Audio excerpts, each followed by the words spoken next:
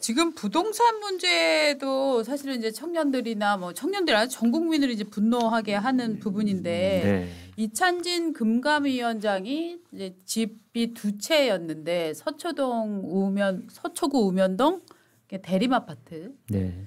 두 채가 있는데 두 채 중 하나를 팔겠다.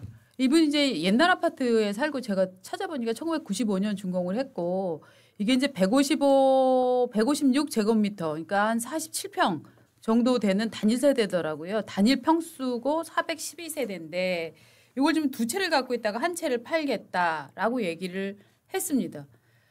누구는 이제 이게 이제 아들 준다고 했다가 이제 요 바가지를 먹고 이제 팔기로 했던 그거잖아요. 네. 팔긴 파는데 아들한테 팔고 싶어요. 뭐 이제 이런 건데 이번에는 또 기존 가격보다 또 4억 원을 더 높여서 내놨더라. 네. 또 이런 보도가 나오고 있단 말이죠. 그러니까 끊임없이 부동산 관련해서 지금 이 정부는 이제 거의 뭐라고 해야 되나요? 이중인격 같은 모습들을 보이고 있는데 이 지금 단일 평수니까 보기는 쉽더라고요. 이게 지금 매물이 27억부터 18억까지 나와 있더라고요. 그러니까 매물이 참 다양한 형태로 나와 있는 거는 맞아요. 그러니까 22억이 내놨으면 안 팔 마음으로 막 30억 이렇게 이제 때려 박았으면 우리가 야 이거 팔기 싫어갖고 이제 이 짓 한다라고 비난할 수 있지만 거기까지는 아닌 것 같고 일반적으로 매물 나와 있는 거 보면 근데 또 뭐 아파트라는 게 뭐 뷰가 어디냐 뭐 이런 거에 따라서 또 가격이 많이 다르잖아요. 이게 우면산 뷰라는데 그러니까 이 집이 우면산 뷰가 나오는 데냐 안 나오는 데냐 이런 차이도 많이 있을 것 같고 그런데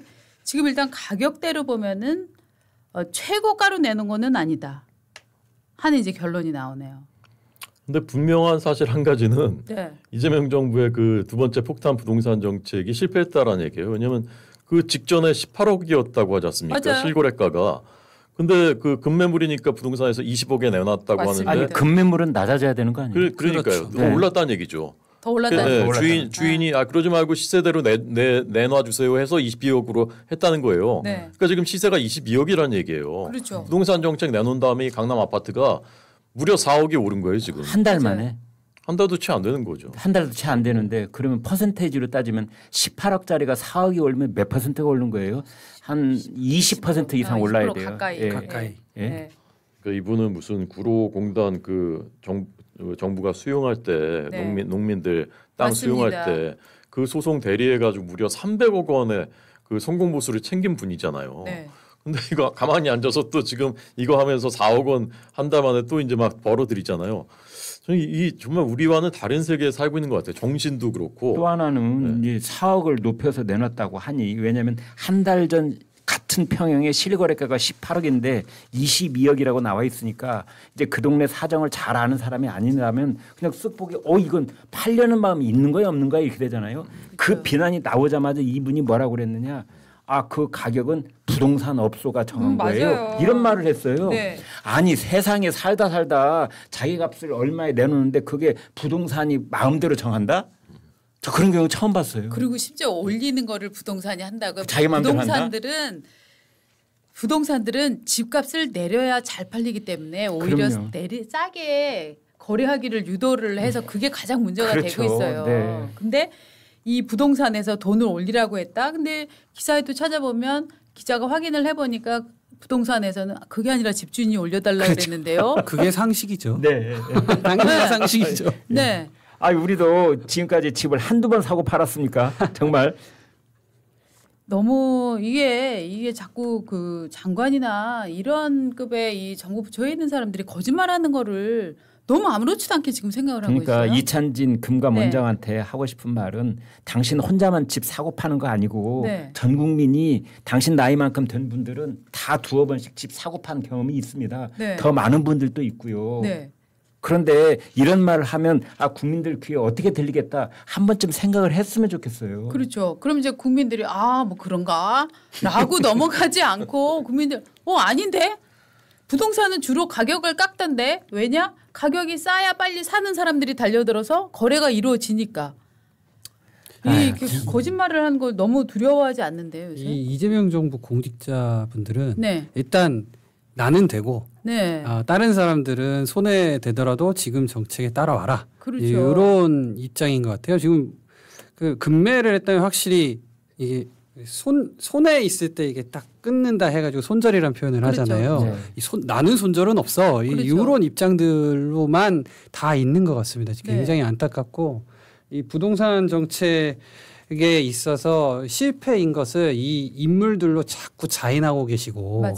이 지지율이라는 게 지금 이 부동산 대책 이후로 어느 정도 좀 부정평가는 확실히 고정돼 있고 긍정평가는 좀 흔들리고 있는 것 같아요. 최근에 나온 것들 보면 예. 이제 이런 인물에 대한 어떤 이야기들, 이슈들 또 그리고 앞으로 있을 뭐 예를 들어 내년 한 초순에 이사철 올 때 그때쯤 해가지고 이 정부가 굉장히 지지율이 요동치지 않을까 저는 그 생각이 듭니다. 그리고 저는 맞아요. 굉장히 네. 뻔뻔하다고 생각하는 게 이 지금 시장 가격이 이렇게 흔들리게 된 거는 이재명 정부가 부동산 정책을 잘못 썼기 때문에 부동산 이 시장에서 가격이 지금 갑자기 더 큰일 나 빨리 사 이런 분위기 형성된 거잖아요.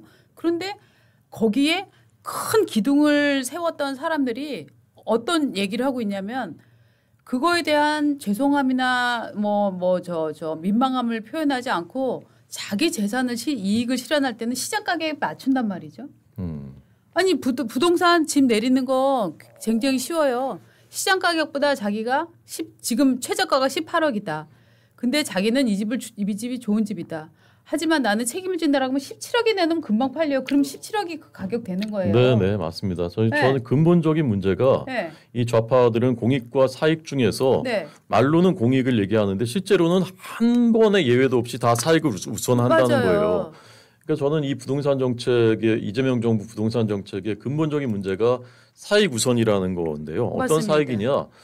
공급하면은 자기한테 정치적인 불이익이 되기 때문에 내 국회의원 배지가 어떻게 될지 모르기 때문에 공급 안 하는 거예요. 맞습니다. 공급을 안 하고 다른 대책을 찾다 보니까 이런 폭탄을 자꾸 떨어뜨리는 겁니다. 네. 김수현 실장이 과거에 집 한 채 가지면 급격하게 보수화된다 사람들이. 맞습니다. 그다음에 장하성 실장 같은 사람은 내가 강남에 살아보니까 모든 국민이 강남에 살 필요는 없다. 이런 얘기들이 다 그런 거거든요. 나는 옳고 나는 강남에 살아도 되는데 당신들은 거기에 올 필요 없고 그리고 집 가질 필요 없어라는 거거든요. 저는 이게 좀 그런 생각도 들더라고요. 북한은 이제 평양에 특권층들만 살잖아요. 네네. 아무나 들어가지도 못하잖아요. 근데 서울도 그렇게 돼가고 있는 거예요. 이제 자기들 이미 사놓은 사람들만 거기 살고 있고 나머지들은 서울에 진입하지도 못하게 이렇게 만들어버리는 것이거든요. 이게 시장 경제 원리를 부정하고 자신들의 사익을 앞세우다 보니까 점점 그런 쪽으로 닮은 모습으로 자꾸 바뀌어가고 있는 거죠.